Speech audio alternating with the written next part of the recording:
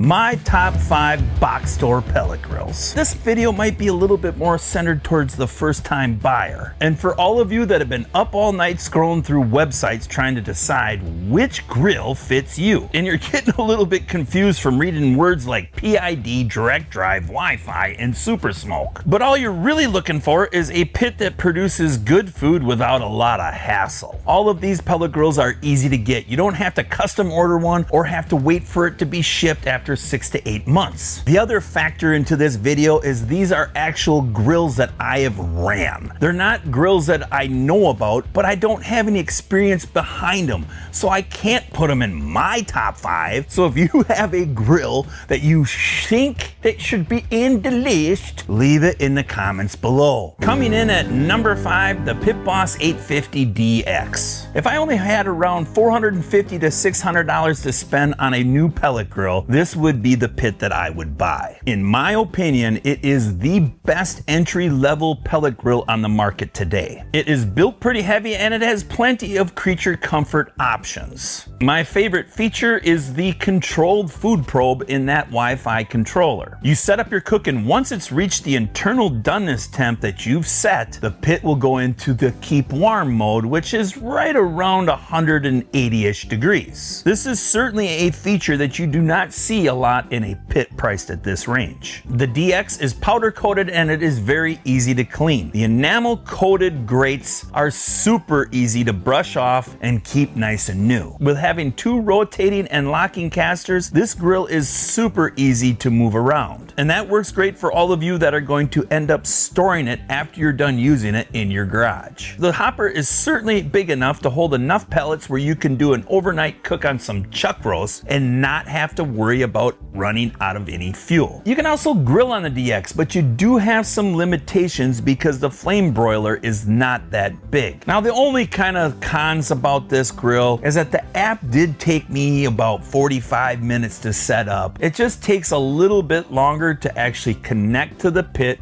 so you can be able to use the app. And to get inside the bottom of the chamber can be a little awkward too. You have to remove the handle for the flame broiler and then pull out that drip pan to get down inside there to be able to clean out the fire pot. Everything that I've cooked on the DX turned out good with a decent smoke level. And honestly, it's gonna be pretty hard to beat this pit for under $600 when it comes to low and slow barbecue. So if you wanna learn how to smoke barbecue and don't wanna spend a bunch of money, I think the Pit Boss 850DX is the pellet grill for you. Coming in at number 4, the Traeger Woodridge. If you enjoy cooking ribs, brisket, and pork butt at 200 to 250 degrees, the Woodridge is a safe pick for you. Number 1 that I've said on every single Traeger video I have ever done, their packaging is simple and clear. And when it came to the Woodridge, the assembly was super smooth. Once you get it all put together and you fire it up to do the burn off, the first thing you're gonna notice is how quiet the Woodridge runs. In my studio, I have an exhaust system and it completely drowned out any noise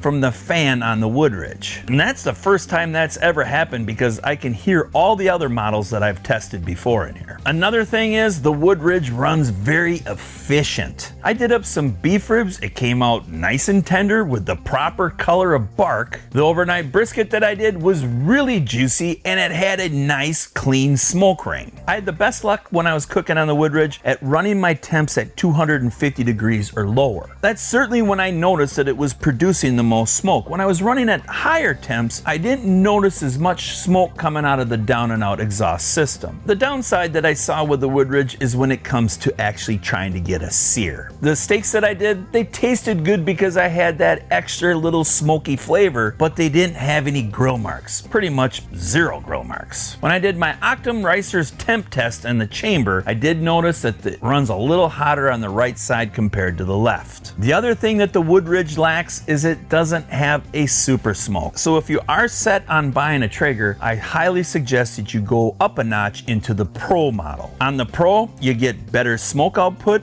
better features, and better mobility. The last con about this grill, it has 2 wagon wheels and 2 peg legs, so it can be a little awkward to move around if you have to store it after every single cook. If you're looking at spending around $700 to $800, but you want a good Wi-Fi app and a good controller, and you really only plan to do barbecue, well, the Woodridge, it's probably the pick for you. Coming in at number 3, the Weber Smoke. If I had a budget around $1,000 and I already owned a grill where I could sear up some steaks, the Smoke would be my pick. The first thing that I noticed when I was testing the Smoke was how consistent the temperatures were inside that chamber. I put in 3 probes from left to right, and after it was preheated, all of them were pretty much spot on. And that was pretty impressive because this is the wider model, the XL. The other thing that really impressed me was how fast it preheats. It only took about 10 minutes to get up to 275 degrees. To reach up to 500 was less than 20 minutes, and there's a lot of pellet grills out there that'll take over 30 minutes to get up to that temp. The Wi-Fi controller, it's not very big and it's pretty simplistic, but it's easy to run. But when it comes to the app, I absolutely love it. It's nice and clean and easy to read on your phone. It even has a graph in the app so you can see the progress of your temperatures. The weak point, just like the Woodridge, is when it comes to actually searing on the Smoke. Sure, the ribeyes that I tested turned out to a nice medium rare, but they were really lacking any type of sear marks. The wagon wheels on these Weber pits, they seem pretty cheap, so if you're going to move this pit around a lot, it might get a little bit worn out and you might be replacing some wheels at a later date. The other downfall is that the smoke setting is at 180 degrees, and that's very old school type of algorithm type of controller setting. It does have an easy grease cleanout tray, but none of the ash really makes it into that pan because most of it ends up staying in the chamber. And so you're going to have to still vacuum it out after every couple cooks. Compared to the Woodridge, the smoke is much more consistent, but both pits, they do lack when it comes to any type of searing. So if you're looking for a very temperature consistent and it produces a decent amount of smoke flavor, the Weber Smoke, it might hit the sweet spot for you. Coming in at number 2, the Camp Chef Woodwind Pro. If you're looking for the most smoke flavor you can get without having to jump up into a much higher price range bracket,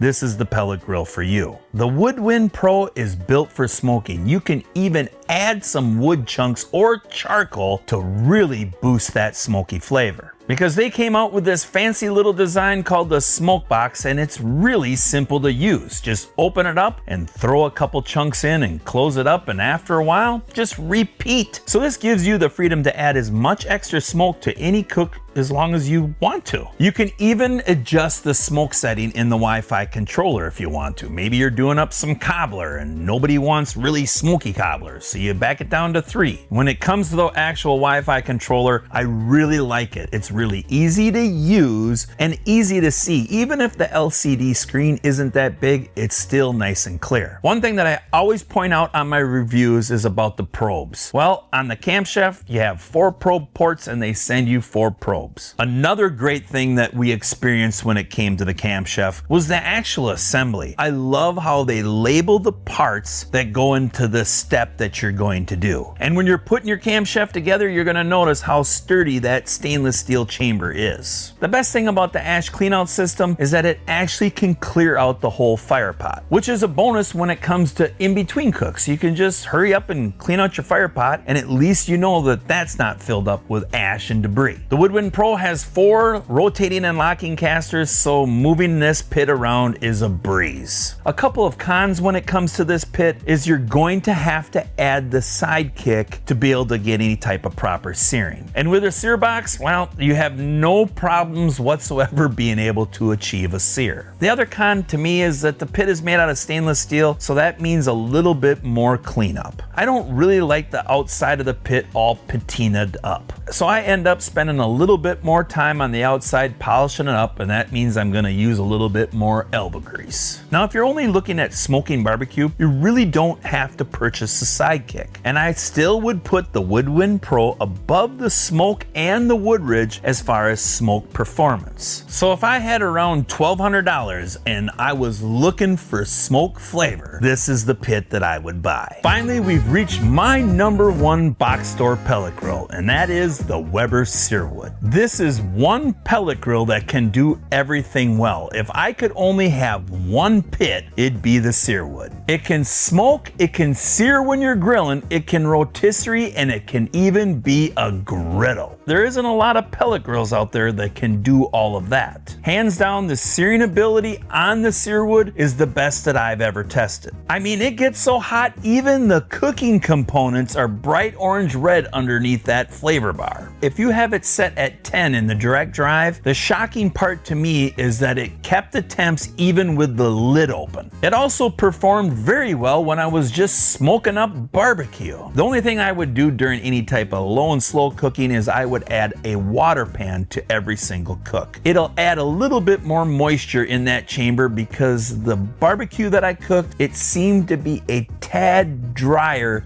compared to some of the other pellet grills. And I think that's because there is so much airflow inside that chamber. Seeing that it has a rotisserie, I did a prime rib in there and it turned out perfect. I was even able to do real smash burgers with the griddle when it was set into direct drive. During all the testing, one thing that sticks out to me is the cleanup on the Searwood. It's super easy and everything will fall down into that catch. As long as you dump out the ash and grease pan, you don't have to worry about any grease fires inside that pit. One real quick thing that I want to add is if you ever have to change out the controller, all you have to do is pop it off, unplug it, and then plug in the new one. Now, of course, there is some cons when it comes to the Searwood too. The wagon wheels, they're a joke. I hope in the future that Weber comes out with like a deluxe model. The other con about the Searwood is that it's not like the Smoke. There was a 30 to 50 degree from left to right temperature difference. When you compare the Searwood to the Woodwind Pro, you are losing that customization of being able to make up your own like blend of smoke. But this might shock a lot of you. I will say that the Searwood produces more smoke than the Woodwind Pro. And I always judge that off from my exhaust system. It almost produces as much smoke as Godzilla, my Lone Star Grills pellet grill does, but that pit is 4 times the price. If I wanted one cooker to replace my charcoal, gas, or pellet grill, I'd be saving up for the Searwood. And once you do the research and you look at the price, is that the smaller unit is priced right around $1,000. Now, if you're looking for more information on my top 5 box store pellet grills, check the description below.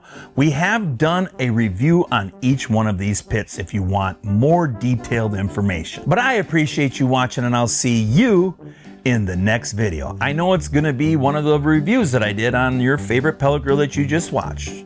So we'll see you soon. Bye-bye.